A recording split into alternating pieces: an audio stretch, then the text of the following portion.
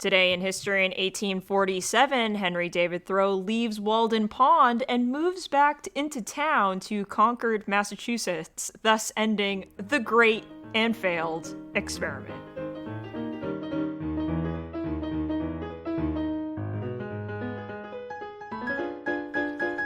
Welcome to What the Fuck History, where we discuss the wackiest and weirdest things that make us say, well, what the fuck history. I'm your cantankerous cattle rustler, Zachary, and sometimes you're lucky enough to get a whole-ass war named after you. My name is Meghan, and I don't know if you could tell by my Today in History, I don't like our good pal, Henry David. And I'm Matt. Today I learned that the man who created the garden gnome did so with the intention of luring actual gnomes to his garden for tea. Oh. That's kind of wholesome, right? First off, a legend. I don't know what you have against Thoreau, Meghan. Second, I don't like him. Okay, I can't say anything. If I could go back in time and punch one person in the face, it would probably be fucking Nathaniel Hawthorne. I don't have a dog in this fight. Well, okay, so I think my reason, and we'll get back to the gnome man in a moment. Yes, absolutely. Well, because he's important too. He's super important, but the reason that I don't like Thoreau is because not because I don't think what he had to say with getting back to nature and living simply in order to be happy doesn't hold merit. Every single teacher beats Thoreau into the ground, and they're like, man, I would suck his dick if he were in front of me right here, right now. Those loons on Walden, they really whistle to me. Okay, so and what you're saying hate is that. English teachers are as horny for Walden as Republicans are for Reagan, and I understand your statement. No, well, I'm saying that, but also Thoreau didn't live what he preached, and I know a lot of people don't, but it's very aggravating that he kind of half-assed it. He was like, I'm gonna go live out in the woods in a cabin, but it will be on Emerson's property, and I will be going to his house for dinner. Bail me out of jail, Auntie, because I don't care about the war and will not pay my taxes. I mean, congrats on the tax evasion. Always applaud that. Congrats, but also I don't know, that's dude.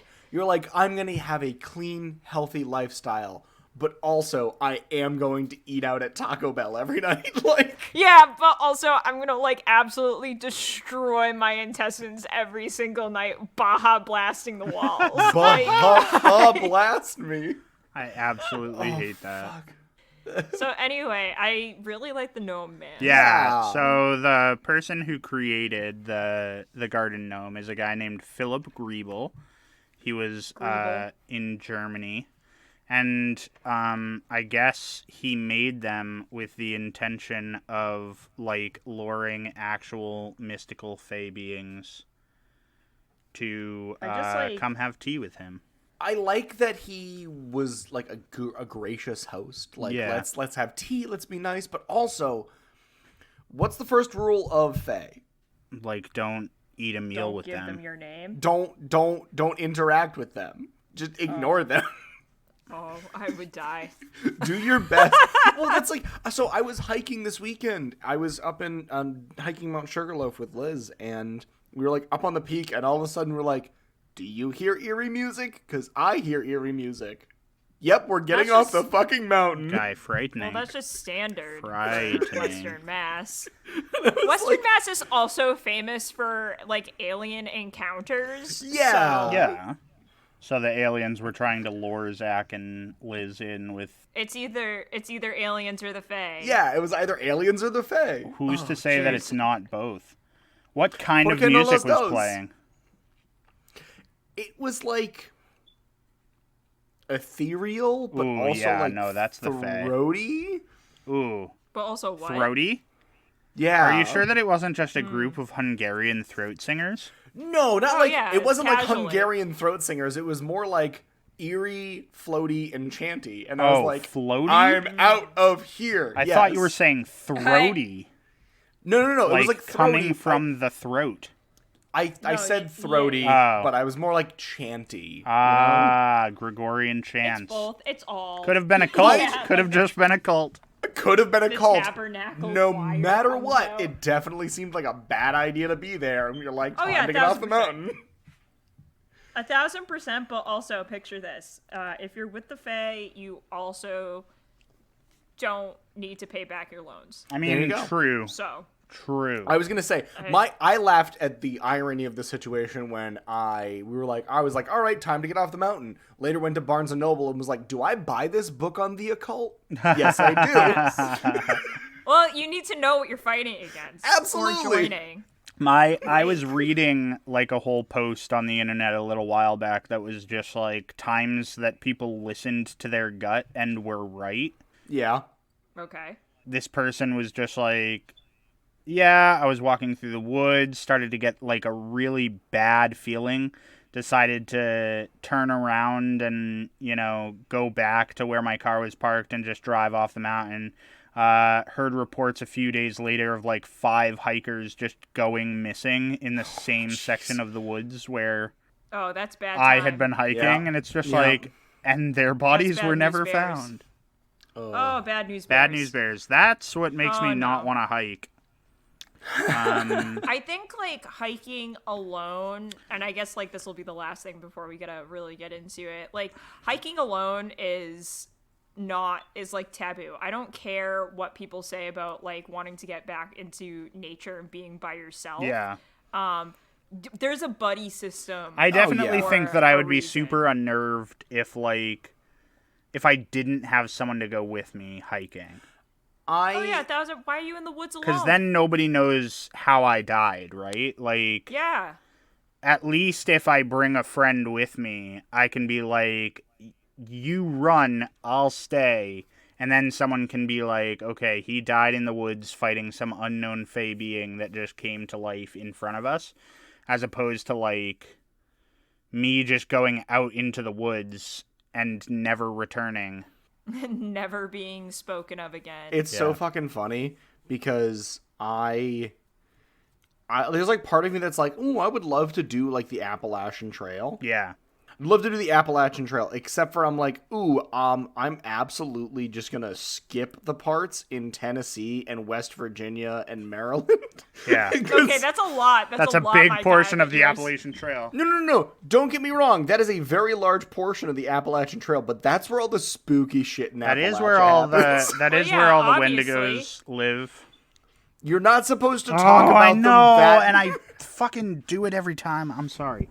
It's all good. God. That being said, I did see a very funny video the other day of people like walking on a trail and there's a bear following them. And the parents are, obviously trying to be calm for their children. And the wife is just like, yeah, he's not leaving, hun. He's not leaving. And he's just like, go home, bear. And like bear. all the comments that I saw in that video were people being like, man, go home, bear. Bear, I'm trying. You're in my fucking way. Yeah, like I'm in my living room. This is where I live, bro. You came This is into where I my house. You came into my house. All right, listeners. This is a reverse Goldilocks situation. We have set our strikes back to 0. We have played a game of rocky papered scissors, and the order for tonight is Zach, followed by Meghan, followed by me.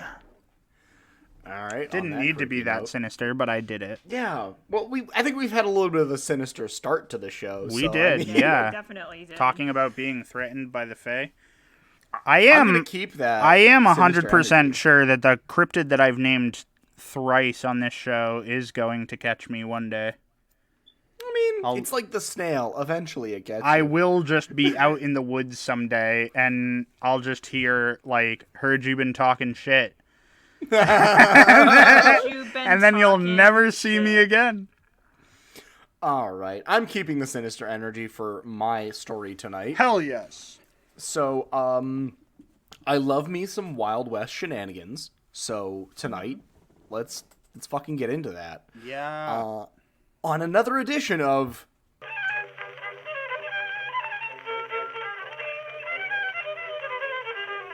heinous gentlemen of history. So, it is a known fact that well-behaved people rarely make history, but today we are going to talk about someone who didn't exactly misbehave, but didn't do much behaving either. A nice middle-of-the-road fella by the name of Elias Whitcomb. That's a great name. Elias? It is a great name. So good. That's honestly Whitcomb. like... Elias, first of all, is a really nice name. I know. I love Elias. But then Whitcomb is just like... That's a solid last name for a person whose first name is Elias. That's a solid name there. That right there is a solid name. Solid name, and I bet he had a solid handshake.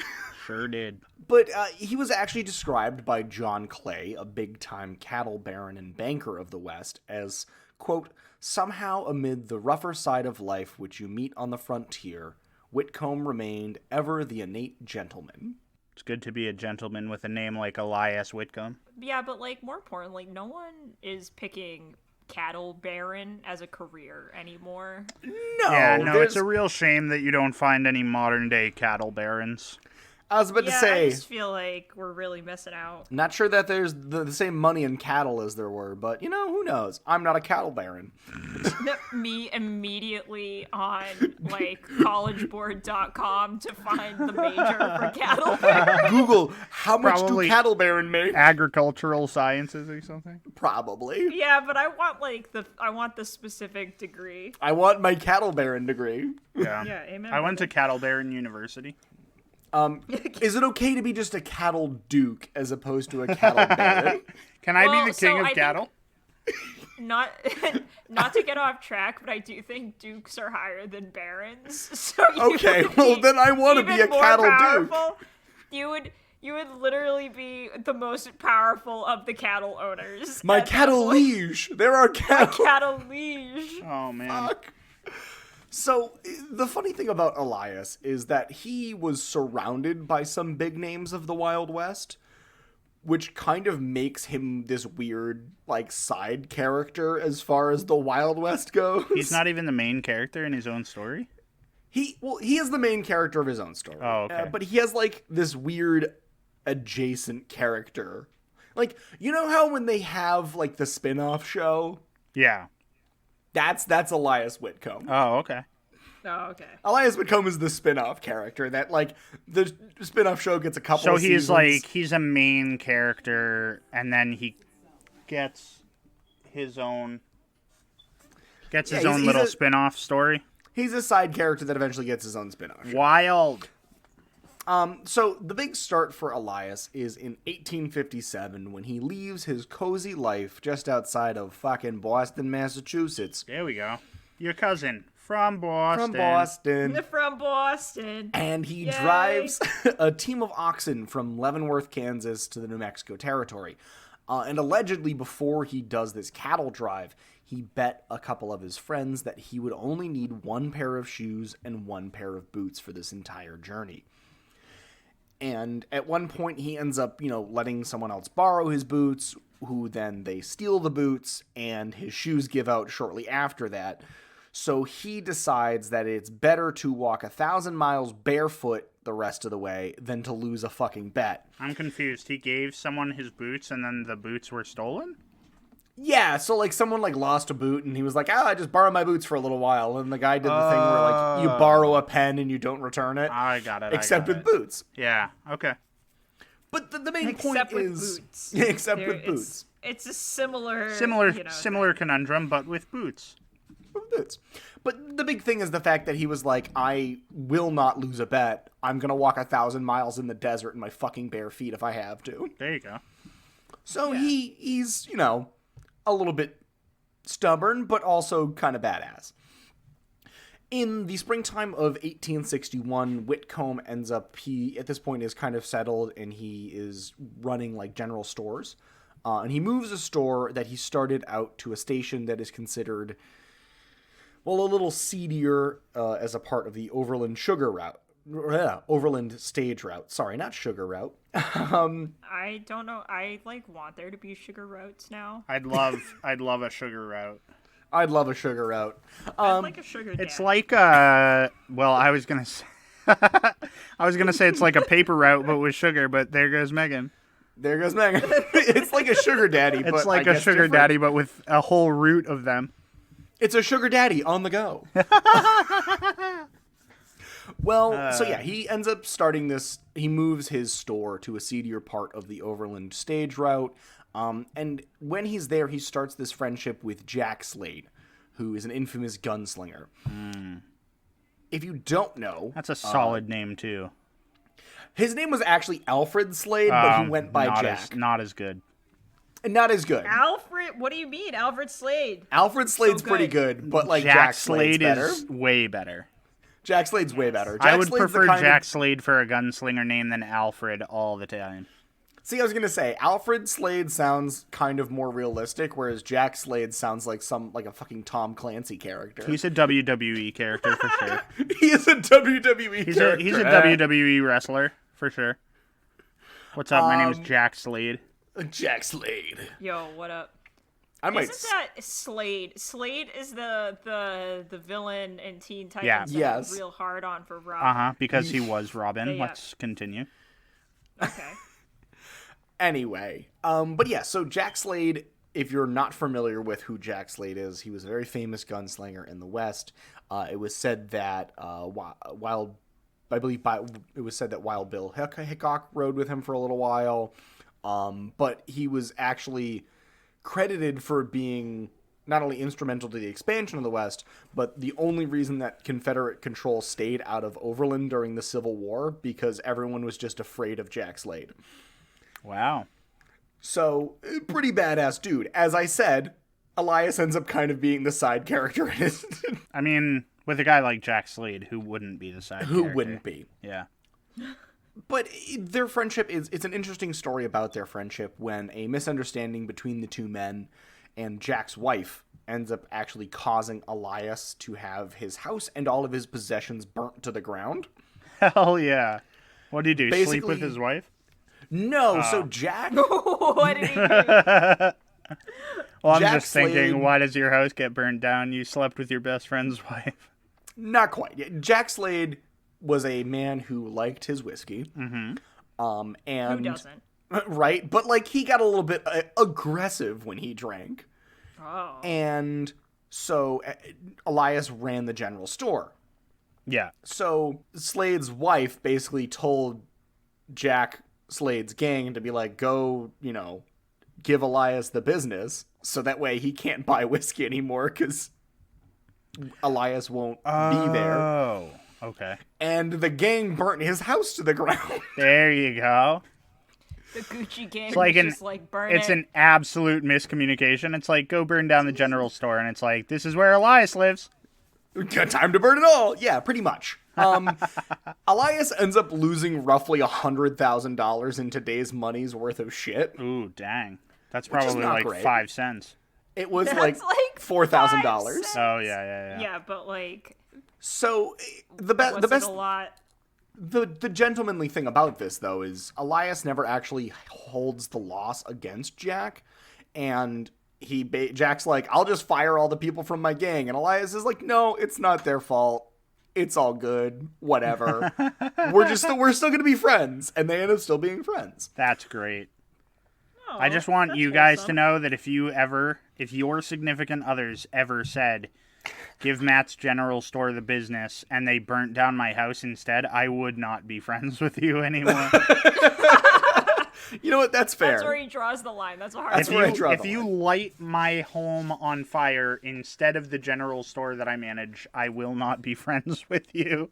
The I just like in this scenario that you're just like an old Yeah, no, sundry I definitely store man. own an old school. You have such an impressive mustache. Just a nice that's trading waxed. post. Yeah, just a trading post here in Nashua. And later on in Elias's life, there is some, we'll call it, iffy business with the Native Americans. But that was pretty common in the expansion of the West, and I'm most certainly not going to say it was a good thing. It was a mixed bag at best. However, it is kind of too much to cover and not important. Basically, he ended up having like some clashes with the Native American tribes in the area, but he also married a Native American woman and basically was like, you can either stay here and be my wife, or you can go back to your tribe. Whatever makes you feel good. Whatever floats your goat. Yeah. As I said, a mixed bag at best. Not enough information and not super relevant to Elias's full story. Yeah. And also, I'm not here to excuse how all of the United States have treated Native Americans. And There's I'm no not here to excuse for rehash- how the Americans treated Native Americans, let's be honest. Yeah, and I can go in and rehash the details of this very specific instance, or we can just chalk it up to the white people in the United States have never known how to treat the indigenous people. Let's just say that white people don't know how to treat people of color, and we can just move on from there. Yeah, pretty much. There's a select few of us that know how to treat people of color with respect and dignity, and none of them have ever been in power. Yep. Either way, this is where Elias's story actually starts to get a little bit more interesting, and this is when the spin-off show happens. This is the spin-off show. By the time 1880 rolled around, Elias had made a fair amount of money and fame as a cattle baron himself. There you go. And this leads to a bunch of other cattlemen out in Wyoming hiring him as a sort of cow detective. Ooh. Wait. A minor in doodle discourse. A minor in doodle discourse. Minor in doodle discourse. But when I do say cow detective, I mean he would track down cattle rustlers and bring them to justice. Oh, there you go. And by justice, I mean putting a bullet in their heads. I Yeah! don't think it was old lost on justice. any of us. I mean, his best friend is a gunslinger. This guy's like, Yeah. works for him, it'll work for me. Pretty Listen, much. What I'm saying is that the police have never been able to do their job. That's a strong take. But this man, Elias, decided, hey, I have money, so why don't I just become a vigilante? He was the Wild West's Batman I'm with not going to no give him moral that. compass. We're going to get to that. Because this rolls around to 1892, and at nearly 60 years old, Whitcomb ends up getting caught up in the Johnson County War, one of the biggest and bloodiest range wars of the American West. I'm going to tell you a secret. Mm-hmm. I did not know that there were range wars before were. tonight. Wow. Hold on to your butts. I physically cannot. It is held. This is where I'm going to actually flip things on ahead, because I called Mr. Whitcomb a heinous gentleman of history earlier on in my story. Is he just Did a you lie? gentleman? And now I'm going to call him a piece of shit. Oh, no. Oh my god! Because so the turntables. History is normally written by people in power, but sometimes, fuck the people in the power, here's the fucking story. Awesome. Okay. Elias and several other men, which would later be known as the invaders, are hired by wealthy cattle barons to bring vigilante justice to alleged cattle rustlers. However, the issue is that Wyoming at the time had most of its land as public domain, and many people were stock raising animals on open land. So you would just have several herds of several different farms using the same land because it was public domain. Yeah. All of it available for homesteading. And as smaller farms began coming and trying to get little bits of land to start their homesteads and getting water rights, big cattle companies were monopolizing large areas of the best land to prevent homesteaders from being able to settle. And in 1886, there is a horrible winter that kills a ton of cattle and basically ravages the land of Wyoming. And it thins all of these herds, which makes the big cattle companies start to ramp up accusations of cattle rustling. Along with that, there's the Maverick Act, which is passed in Wyoming, which states that any cattle that are unbranded automatically belong to the Cattlemen's Association. Wait, there's a cattlemen's association? Of course there's a cattlemen's association, Megan.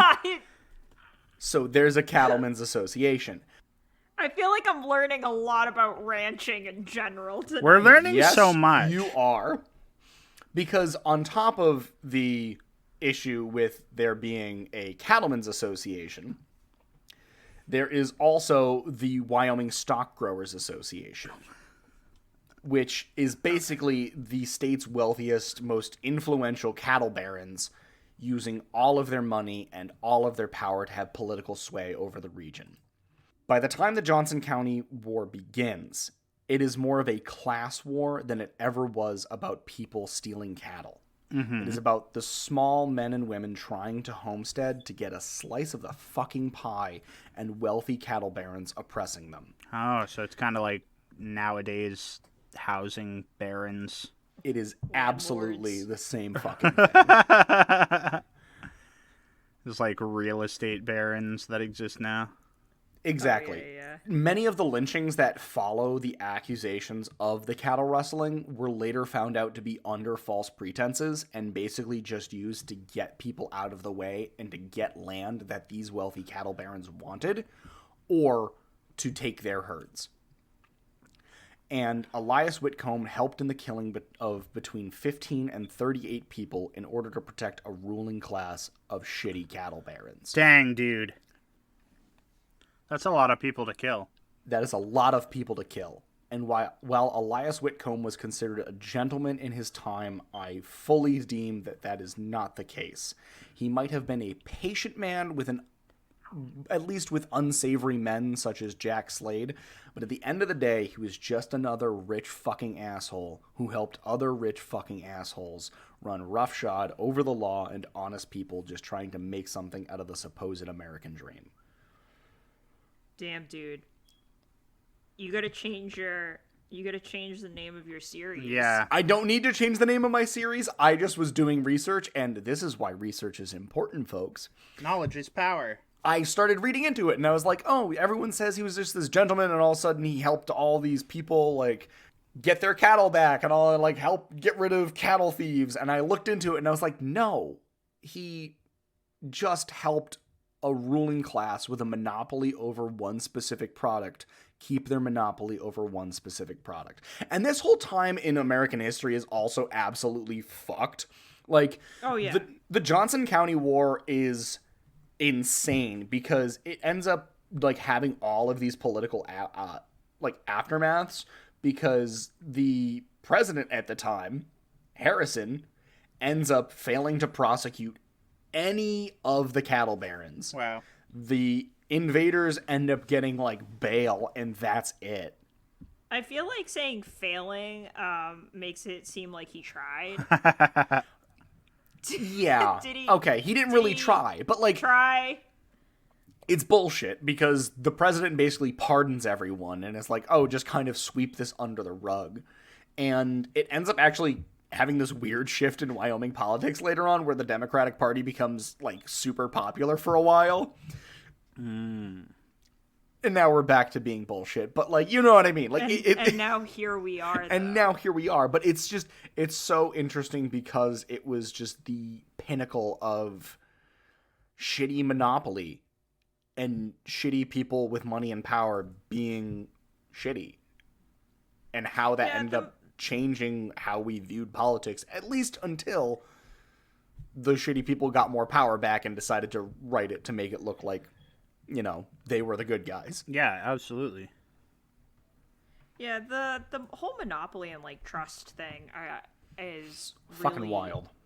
It's really interesting. I think we should do a story about that later on. Oh, yeah. Because I was like, it was a meme, obviously, but it showed how most of the brands in the US are just run by, like, 5 corporations. Oh, yeah. So it's the illusion of choice, but technically there still are monopolies on things. Like airlines are huge. Mm-hmm. Like, I think we only have like 4. Well, that's like even in the US. That and also just media consumption, like TV and movies. It's like it's Disney, Time Warner, and like one other fucking company. For sure. That's it. Yeah. Just, you know, 3 kobolds in a trench coat. 3 kobolds in a trench coat telling us all different things. Yeah, absolutely.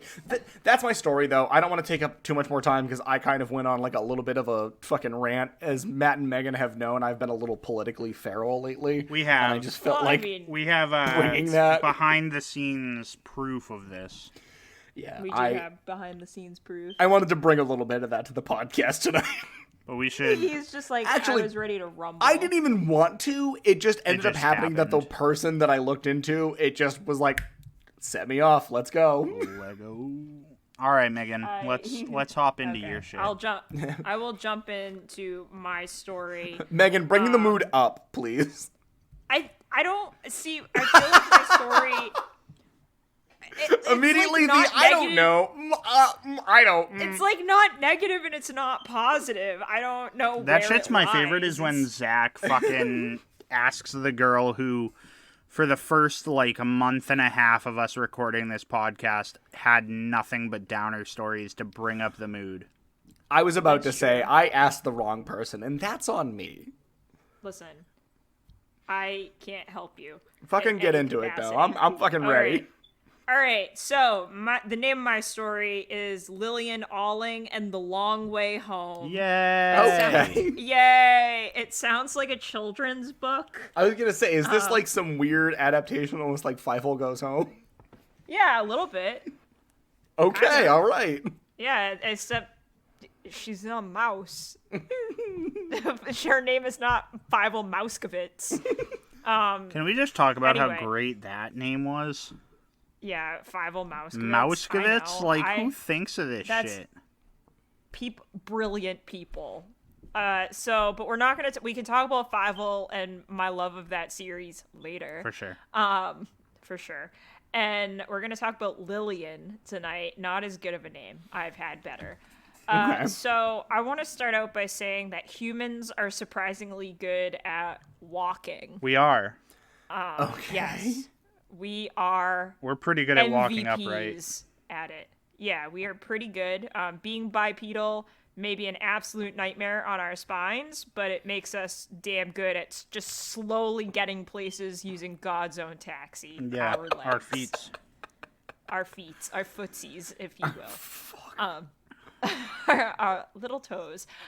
So I hate so in this- feet, and I hate this. This is torture for Zach. So I use the word, and I do this. I started out doing this ironically. Saying the word tootsies. Oh, God. Oh, God. Yeah. So because like when I look at dogs who stretch and like their paws stretch out, Yeah. I'm like, oh, stretch those tootsies. Yeah. See, But I did. then It's toe beans, but sure. Yeah, but toe it beans was when it's funny when I cats. did it about Okay, dogs. fine. It's weird that I do it about people now. I'm like, Yes, oh, it is weird. you get cold tootsies. Yeah, Anyway, we're not gonna condone Anyway. this for you. You don't have to, all right? It's my sin, my cross to bear. All right, fair enough. So, in the spirit of walking, Mm-hmm. I want to talk about a woman who tried to walk all the way home. And by all the way home, I mean from the great state of New York to Eastern Europe. Jesus Christ! Okay. I thought you were gonna say like Yeah. to somewhere in Canada. No, I'm just very confused because, like, how the fuck do you walk over the ocean? She absolutely Yeah, found a way yeah. though, or Megan wouldn't be telling us this story. Okay, She fair, was fair. just- I'm gonna shut she up and was listen. just fucking pacing on the ferry. She gets a cruise ship and she's just fucking walking up and down the aisle. she's getting her steps Yeah, in. literally never not So- getting steps by the sounds of it. Even marching in her fucking sleep. She has like a pedometer on, and she's like, dude, I gotta hit 10,000 every single day, or, you know, God's gonna come down and say, you're not doing it. Not only 10,000 every day, but like 10,000 every 30 minutes. Every 30 minutes. I gotta make this Every record. hour on the hour. Gotta get home. Gotta get home. So like you all just brought up, you know, getting from New York to Eastern Europe does involve a lot of water Yeah. in between. It's a good amount of water for So sure.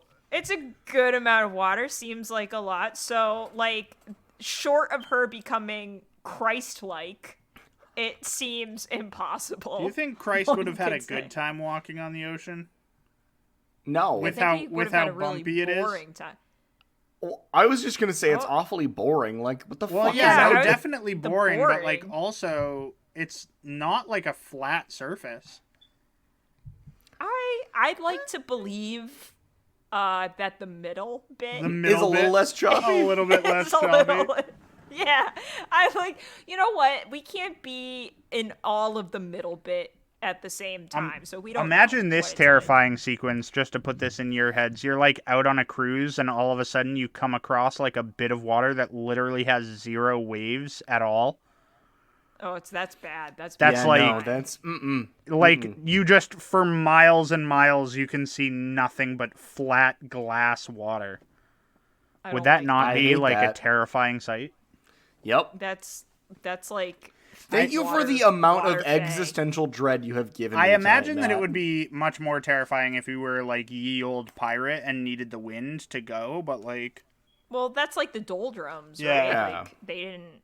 There's that part in the Atlantic where just like there is no crosswind. I can't get just get stuck there. Da-na-na-na-na. Crosswinds. All right. Anyway, Please continue. so it seems impossible, like I said, to walk on water. Seems but, impossible means that she's about seems to detail impossible. how we all, as mere mortals, can become. Yeah. Oh, Lillian Alling just like transcended.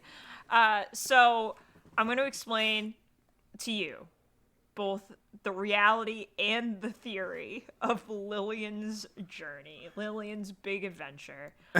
So the year is 1926. Okay. And Lillian had been working in New York trying to save up passage to Russia, which I assume at the time was like a lot of money, maybe $3. Yeah, hell yeah. $3 and many rubles. Many rubles, which amounted to $3, but was like 10,000. Yeah. Anyway, so regardless of how much this ticket was, Lillian could not afford to get on a steamer ship. So she chose the next logical option. Walking on which water. was walking on water or to walk to Siberia. Oh my god. Oh no. She began studying books and maps at the New York Public Library, a stalwart foundational stone of socialism that's going to help Lillian get home. And she made a rough outline of her journey. Okay, And- so here's the thing. I was gonna joke that it is 5 goes west, but then I was like, oh no, Europe's east. But now the only way that this is gonna work is if you go west. So it is 5 goes west. You go as far west as you can before it starts becoming east. Yeah, essentially. So I don't know about you guys, but I still put on the GPS sometimes if I have to go to a friend's Yeah. house that I've already been to. Yeah. Oh, yeah. Like a few times. Like I don't want a rough outline of anything, of any place that I am going Yeah, to no. because I am already traumatized by leaving my The house. amount of times that I've been like, I'm fairly confident I know how to get where I'm going. But a GPS would be nice. I yeah, go just to like work every day. And you know how many days of the week I fucking use my GPS? All of them. every single goddamn day, Zach. Every goddamn day. I know. Every day. This lady was really out here wilding, being like, I'm going to walk to Siberia and just I'm like, gonna I don't wing it. know, I'm going to wing it. Just like, I'll draw a vague doodle and of like what I think America looks like. The entirety of North America, what that looks like. And I'll follow that line. I don't know. Don't give me like mileage either. In all fairness, it's 1926. Ain't no fucking GPS. Yeah, you We use barely God's have own cars. GPS. Yeah, that's true. Barely have cars. So she makes this rough outline, and the first part of her journey brings her to Buffalo, New York. She then crossed into Canada at Niagara Falls on Christmas Eve of 1926. So she's like making her way. You know, she got through a whole state. Yeah. There you go. Way to go. Yeah, way to go. Atta girl. And it's here at the border when we get more information about Lillian, Where she the gets custom shot officer. because she doesn't have a passport. No, it's 1926. Passports haven't been invented yet. I don't know if that's making true. a joke. Don't at me. I don't. Anyways, tell us more about Lillian.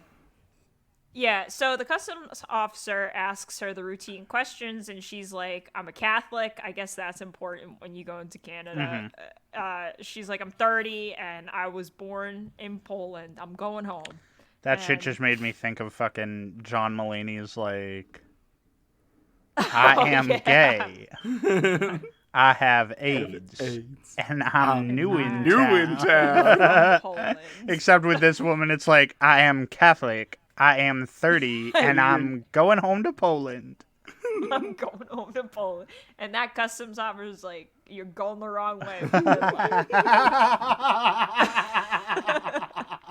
He's like, I do not get paid. I absolutely love the idea of a customs officer being like, who am I to tell you directions, but Poland's that way. Poland is solidly the other way.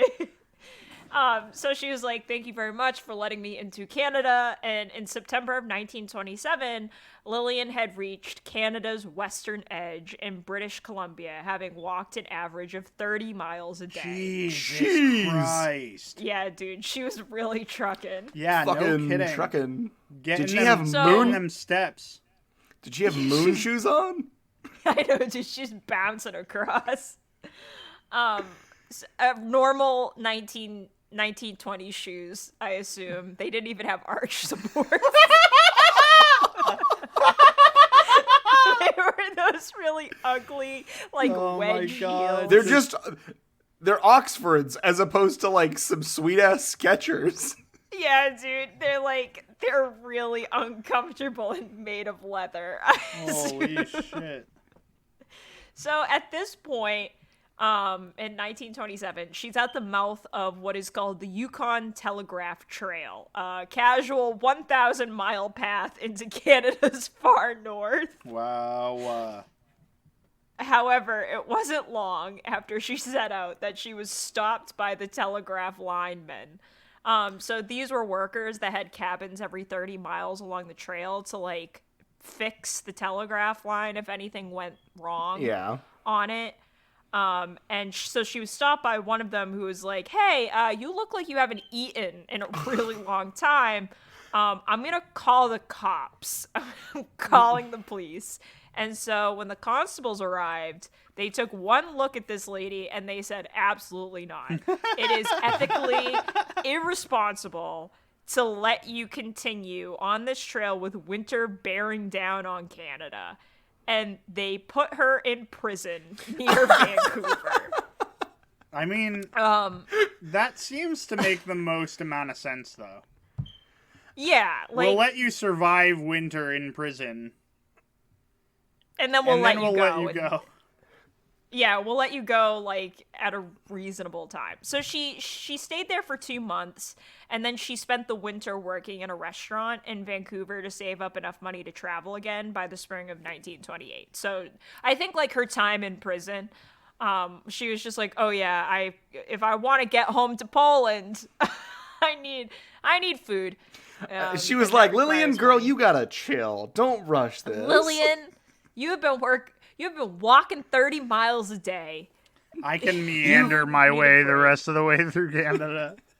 It's a sightseeing trip now. Starting with prison in Vancouver.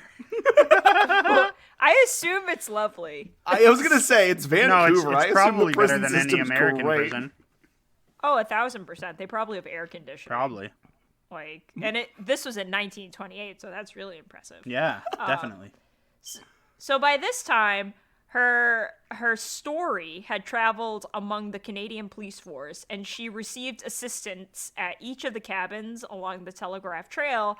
At this point, why no one could just give her money to go to Poland on a ship? Because, but think of it this way. What? What Imagine, is the reasoning? Imagine you've walked all the way from New York to the northernmost reaches of Canada, and then someone's like, Oh, you need money for a plane to fucking Poland? Here you go. I'll drive you to the airport myself. And then she's like, how bad do you feel at that point? But here's the thing, she would still have to get on a boat because there were no commercial air traps. Correct. Here's the other thing. I keep forgetting that this is 1920s. Why can't she's literally walking. you have them like you have everyone who's like giving her assistance at these cabins every like what? You said how many feet were they? It's like every 30 miles. Every So 30 about miles. her daily walking distance. Yeah, every day. Hear me out. Why don't you just have a 1920s GoFundMe and get this bitch to Poland? Yeah, exactly. Get this bitch. Put her picture here's on the other internet. Thing too. Here's the other thing too. They're literally on the 1920s version of the internet. They're on a telegraph line. Yeah. All they have to do is be like, "Hey, there's this bitch here. She wants to go to Poland. Can anyone scrape up $3? Yeah, To right? get her home?" Wait, hold up. I have to look something up. Western Union was founded in 1851. Fucking someone wire this bitch some money. Wire this bitch $3. Someone telegraph her fucking $3 so she can get to Poland. Yeah, guys, fucking So she download can go Cash to App, Poland. give it to this woman, give her the $3. but the telegraph was fucking No, I mean, I get it. 1920s Cash App. Fucking Venmo this I woman know, $3. dude. She was literally on 1920s Venmo. She was right there. So, this was the question that I was asking. But anyway, it was nice of them to help her in their own ways, I guess. So she received like food, clothing, and a dog at one point. Nowhere. one was it other mouth clear. to feed. She should That's have fucking she great. should have sold the dog for the $3 she needed to get a trip For home. literally the $3. I don't know why they gave her a dog. It was really unclear. By the fall of 1928, she had made it to Dawson City, Yukon, which is on the border of Alaska. So, bitch has been traveling for like 2 years at this point. Yeah. Yeah. So she spends the winter working there, and she saves up more money to purchase and repair a whole ass boat. Oh my god.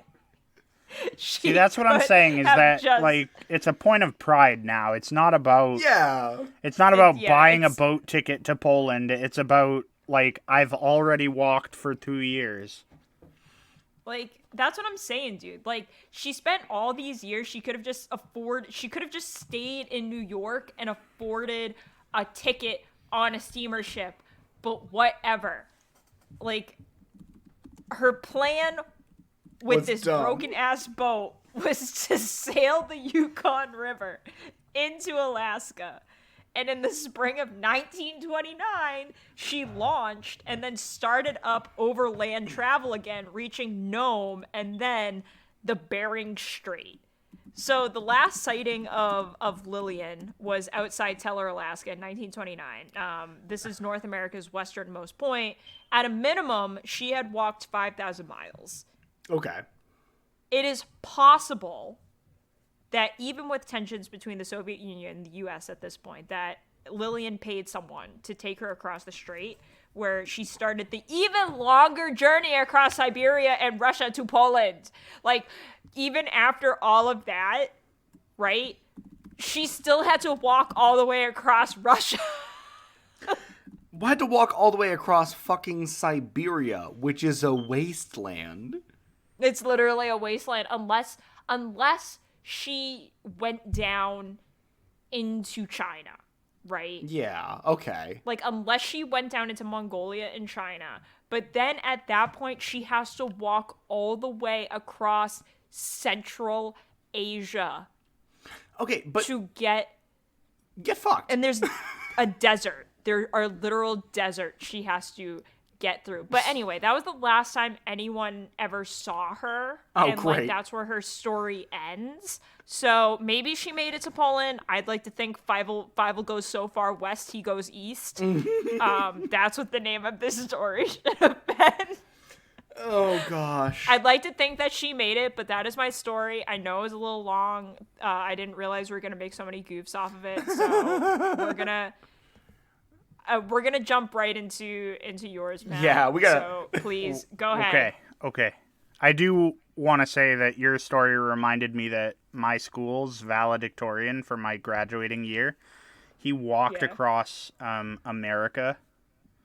Holy Why? Stop. Why? And Stop. to add, like, you know, fuel to the fire, he did it without speaking. Oh, I thought you were gonna say he did it without shoes. No. He did it. Forrest He Gump. did it without speaking to anyone. He Why? had like a Why? notepad that he could like write to people, so that For what reason? I can't get into it right now because I have to jump into my story. Oh, Oh my okay. god, that's an after. Yeah. Okay, next time we record, that's an after dark. Okay. Yes. All right, friends. I'm gonna do one of my favorite things tonight. As the podcast dad, I am taking us back to the best of the world wars. World War I was a good war, but in my opinion, the sequel is where the series really kicks off. What I love most about World War II is that there are so many main characters, and today I am going to tell you a story about a gentleman named Joseph Medicine Crow. I'm sorry, his middle name was Medicine. Wow, that's good for him. Joe was born in 1913 on a Crow reservation in Montana. For those of you that are ignorant, Crow is a tribe of Native Americans. So get learned, bitches. Okay. Joe had rather large shoes to fill as his grandfather, White Man Runs Him, had served with General Custer before the Battle of Little Bighorn, and his other grandfather had been a war hero and a chief. His other grandfather, I believe, was Medicine Crow as well. I don't know his first name. He was just Chief Medicine Crow in the stuff that I was looking up.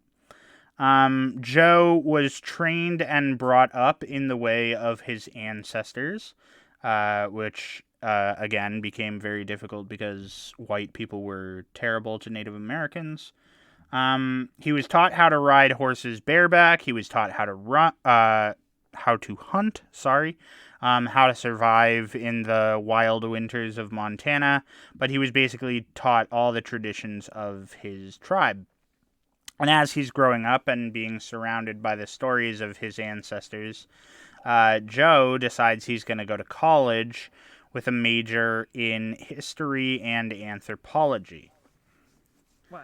Okay. He really didn't want a job. Yeah, no, definitely didn't want a job. I say sitting on my history degree over here. He ends up earning his master's degree and decides to go back to school for his doctorate. And while he's in school for his doctorate, the sequel to World War I kicks off, and Joe feels a call to action. Okay. Joe being recognized, As we all do. We all do sometimes. Not recently, but yeah. So Joe, being recognized as a gifted scout because of his Native American background, is recruited to the 103rd Infantry Division in France. Before every battle situation, he made a point to apply war paint underneath his clothes, and he kept a feather that he brought with him from home. His war paint in the traditional Crow fashion was 2 red lines. That's pretty much all it mentioned. But because it was under his clothes, it obviously didn't cause any problems with the top brass. So now I'm going to tell you a series of fun things that Joseph Medicine Crow did whilst he was in battle, and these are the things that add up to him being especially special. While he was visiting a small town in France, Joe encountered a German man whose weapon he knocked from his hand with his own weapon, thus disarming the German man. He then took this German man as a prisoner of war. Joe, this is a separate story now, was later given command of a small group of men who he had to lead through a minefield and enemy fire in order to resupply his allies, which he did successfully. Oh, damn. All right. So that's kind of fun. And then much later in the war, Joe gets relocated to Germany. So he was in France to begin with. And then as, the Allies start pushing the Germans back, he gets sent to Germany. And he ends up tracking a group of SS officers back to a barn where they're staying. And because the SS are pretentious fucks, they were, of course, riding horses. A plan is made to attack these SS officers, but before the attack is sprung, Joe has a thought, and he asks his commanding officers if he might be able to lead the horses out so that none of the officers are able to flee on the animals. He's given permission to do this. He sneaks into the corral, and he fashions a makeshift bridle for one of the horses. And then he charges out of the barn with the other 50. Jeez, hell yeah. Oh, is that all? And he gets himself clear of the barn, and once he gets himself clear of the barn, he starts singing a crow war chant, I guess. My research didn't I couldn't figure out whether it was a song or it was a chant or if it was but all things say that he started singing essentially after he got clear. And then his people started shelling the barn where the SS officers were. Fuck yeah. So the reason that all these stories are independently significant is because in Great Plains Native American culture, one becomes a war chief by doing 4 things. First, you have to take a weapon from an enemy, which he did by knocking the gun from the German's hand. Second, you have to touch a living enemy, which he did by taking the same German man as a POW. Third, you must lead men in battle, which he did through a dang minefield, no less. And finally, you must steal a horse from your enemy, which I just described to you. So he didn't steal one; he stole 50. He stole 50, did but he definitely rode one of them. More. So my esteemed colleagues, this was the story of Joe Medicine Crow, who was the last war chief of the Crow Nation. Damn. Yeah. Fuck yeah. I wish you'd become a war chief now. Yeah. Well, even when I was to, compound on Zach's points from his story about how America has never really been great to Native Americans, I was doing this I was researching this story. And, even in the research that I was doing, there was this whole thing that was like, yeah, Americans had made it all but impossible for a person to become a war chief because, now people were living on reservations. There weren't the same. Yeah. Yeah, I wonder, if, obviously it didn't happen, but it would have been interesting if the tribes had come up with, different criteria, I guess. The war chiefs were still a thing, but instead of, having to fight an enemy, you did something else. This is where I get sticky on that, because I know. It's shitty that white people fucking decided that they had to go ruin things. But at the same time, I feel like it's a point of pride almost. It's like if you all of a sudden were like, oh yeah, no, you're gonna steal a horse from me and you can get away with, you did the thing you need to do. You can't fake that. You can't half-ass that shit. You can't all of a sudden be like, we're going to kind of do it in a little more of a ceremonial way just to say that we've done it. No, you gotta fucking do that, you know? So yeah, which I guess, like, I mean, now we're getting into, like, what ifism. yeah, absolutely. If, you know, Native Americans had been left alone, would the practice of becoming a war chief remained as Probably. you know, I feel like tribes became more interconnected? yeah.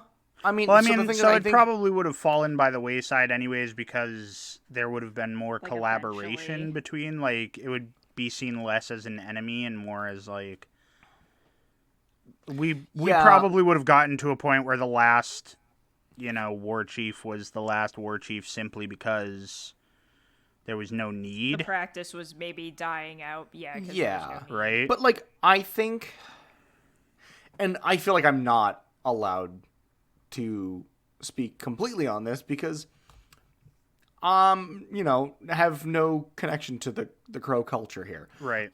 But I think Yeah. that there is something different about changing a like practice because the need evolves from growth. Yeah. Like if it was all right, yeah, you no longer have to steal a horse because no one rides horses anymore, so that's we'll come up with a new Now challenge. you gotta steal a car. Yeah. Not, You well, gotta not s- even like it- steal a this car, just but like turned into Grand Theft Auto. but like if there was a different challenge because that challenge is no longer part of the culture, that's one thing as opposed to you can't do this anymore because we've obliterated your culture. Right. yeah, No, and I definitely think that, like, so this was in 1946. So, like, and the rules obviously hadn't changed Yeah. since, you know, his youth. And the world had developed to a point where if those rules were going to change, they probably would have, I Would guess. have. But it is also difficult because they were forced into reservations. So it's like, had Native Americans been given the freedom that they deserved, would the Yeah. culture, like, what would America look like today, I guess? I was going to say, I think there's a big difference, though, there where it's like, I think survival takes precedent over culture at that point. Yeah. And that's the problem. So anyways, he is the last war chief. Hell yeah. And I thought that story was pretty fucking nifty. No, I love that. I mean, I was like waiting for that last little bit. Yeah. Like, I was like, I know there's going to be something that kind of connects these all together because it was like these little vignettes. And Yeah. at the end, that's amazing that he got all four. I thought you know? about doing my my story about, or like my intro as like, today I learned like the 4 ways that you become a war chief, but then I didn't really want to give that away. What's interesting Yeah. though is that he was made a war chief after he came home. So like he went Okay. home, told his tribe, and then they were like, "Yeah, you're They were the like, last "Oh, war chief of the Crow good Nation." job. Damn. And he died in 2016, No. unfortunately. Oh, the legend. The legend. The Yeah. legend. But I thought that was a fun way to, you know, bring Yeah. up my favorite subject, which is World War II. It certainly was a little It was different than your definitely- usual. Yeah, I know, World right? War II. It was circuitous. Yeah. One could say. No, I didn't know. Because you were like, I'm gonna bury lead on this one. Yeah, well, I was I was originally like- going to tell a different story, which I just didn't. Like, as soon as I started to Yeah, you research. definitely didn't. As soon as I started to research my original topic, I was just like, I have zero interest in talking about this today. And then I was like, kind of putzing around my like funny things in history or my weird things in history story or like folder. And I was just like, oh, hey, I could definitely tell a story about this. Yeah. It's kind of like, yeah, I went back to my archives today to Back to the one that I archives. told. Well, like, occasionally when I'm looking for stories, I'll be like, oh, that's interesting, and, like, I'll pick out, like, a few different things and add them to a list and be like, well, I just don't have any interest in this, like, right now. Yeah. So I had put Lillian on there a while ago, It's like me going back and listening to the episodes where I say, I can cover this on a different episode. Yeah. I can cover this later, and then later never comes because there's always new stuff. Because I have a 5-second attention span. Yeah, sounds about right. Same. But anyways, that was the end of my story. And so, dear listeners, as we come to the end of this beautiful podcast, I say unto you the following. What the fuck, history?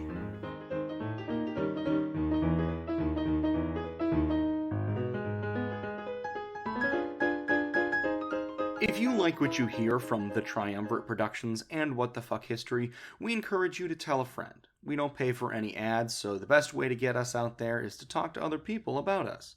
You can find us on Facebook at The Triumvirate Productions, on Twitter at Triumvirate_pod, and on Instagram at _Triumvirate_Productions.